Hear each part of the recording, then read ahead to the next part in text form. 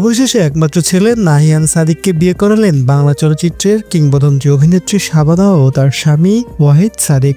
জানা যায় অসুস্থ স্বামীর শেষ ইচ্ছাতেই বিয়ে সম্পন্ন হয়েছে তাদের সন্তানের। তবে ঘটা করে কোনো বড় আয়োজন করা হয়নি, যেহেতু কয়েকদিন আগেই হার্টে অপারেশন হয়েছে শাবানার স্বামী ওয়াহিদ সাদিকের।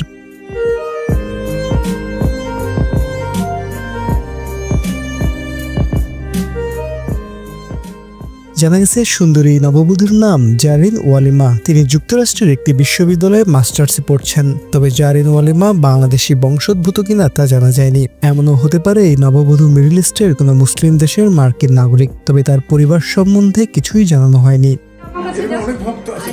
আমরা সবাই ভক্ত, আমার মা ভক্ত, কি বলে না।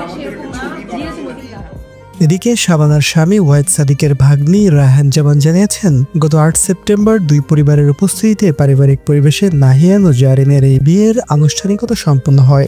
বর্তমানে এই নবদম্পতি যুক্তরাষ্ট্রে অবস্থান করছেন।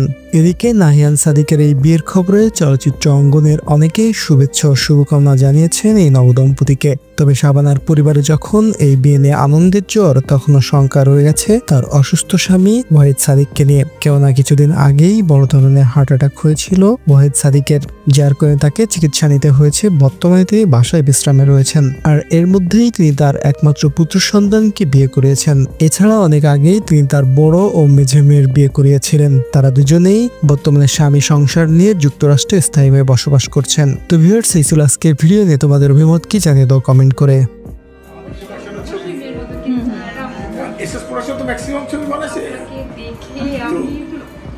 ছবি দেখতে থাকতে মেয়ে লাস্টে ওনার ফাঁসি হয়েছে।